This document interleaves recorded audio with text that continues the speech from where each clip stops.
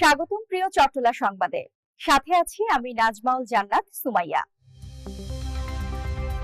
চট্টগ্রাম বাঁশখালী উপজেলার চাম্বল ইউনিয়নে BNP chairperson ও 3 বারের সাবেক প্রধানমন্ত্রী বেগম খালেদা জিয়ার রোগ মুক্তি ও সুস্থতা কামনায় দোয়া ও মিলাদ মাহফিল অনুষ্ঠিত হয়েছে। শুক্রবার রাতে 8টার সময় চাম্বল বাজার সাবেক ছাত্র দলের সভাপতি আতিকুল ইসলাম চৌধুরী টিটুর উদ্যোগে তার নিজ অফিসে এ দোয়া মাহফিলের আয়োজন করা হয়।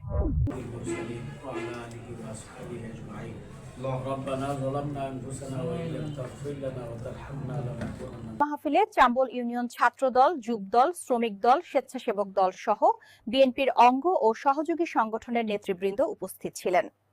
দোয়া মাহফিলটি পরিচালনা করেন চাম্বল খতিজাতুল খুবরা মহিলা মাদ্রাসার মসজিদের খতিব মাওলানা আব্দুর রহিম। মোনাজাতে দেশনেত্রী বেগম খালেদা জিয়ার দ্রুত আরোগ্য, দেশ জাতির শান্তি, অগ্রগতি, সমৃদ্ধি এবং বিশ্ব মুসলিম উম্মাহর কল্যাণ কামনা করা হয়।